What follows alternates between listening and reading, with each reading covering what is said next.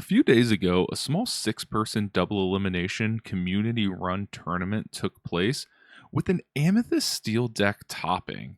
And just last night, a 10-player double elimination community run tournament took place with Amethyst Steel again taking the top spot.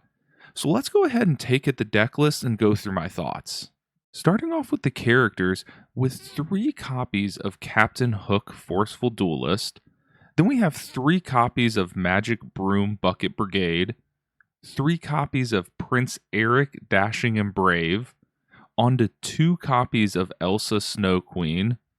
Then we have 4 copies of Maleficent Sorceress, 3 copies of Rafiki Mysterious Sage, then 3 copies of Tinkerbell Tiny Tactician, followed by 3 copies of Jafar Keeper of Secrets, 2 copies of Mickey Mouse Wayward Sorcerer, 4 copies of the Queen Wicked and Vain, 2 copies of Beast Hard Headed, 1 copy of Captain Hook Thinking a Happy Thought, then 4 copies of Tinkerbell Giant Fairy, 1 copy of Ursula Power Hungry, and rounding out the characters with 4 copies of Elsa Spirit of Winter.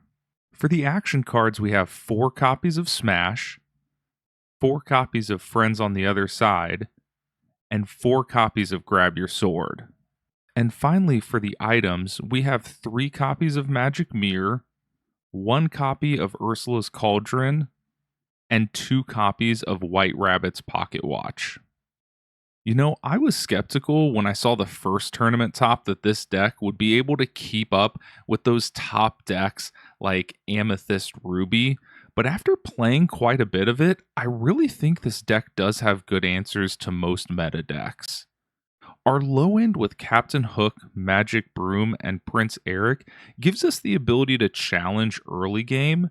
Then we also have Smash and Grab Your Sword to deal with those aggro lore rush decks that go wide.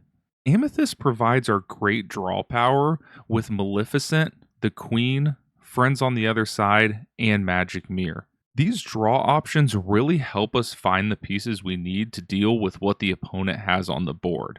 I also really like the tech one of Ursula's Cauldron. In playtesting, this can really help you get to that smash you need to deal with an evasive character or a Rafiki to be able to challenge early.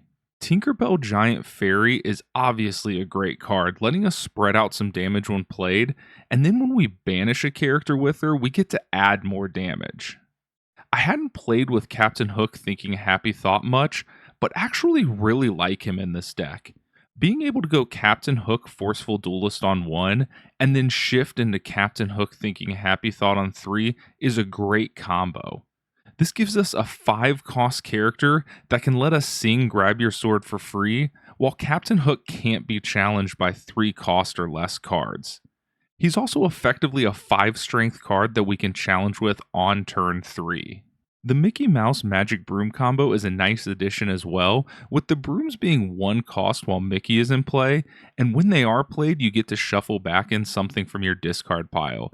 This can help tremendously against deck out matchups, or just help you get back something that is effective in your current match. Also, Mickey, when one of your brooms is banished, you can put it back into your hand. Then the Elsa line is also very good, with Elsa Snow Queen letting us exert an opposing character if the opponent is trying to sit on someone, and then Elsa Spirit of Winter is one of, if not the best control card, allowing us to exert 2 chosen characters that can't be readied their next turn.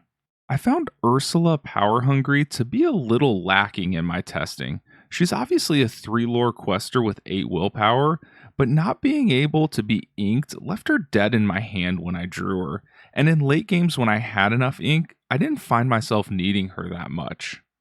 The other card that didn't feel great was Jafar Keeper of Secrets. He is able to get +1 strength for each card in your hand, but this could just be my playstyle, but I never really found myself with a lot of cards in my hand, leaving him pretty inefficient for 4 cost. Most positions I had him in hand, I would rather play Mickey Mouse for the Magic Broom synergy, or for 1 ink more, I'd rather play the Queen or Beast to deal with a pesky item card.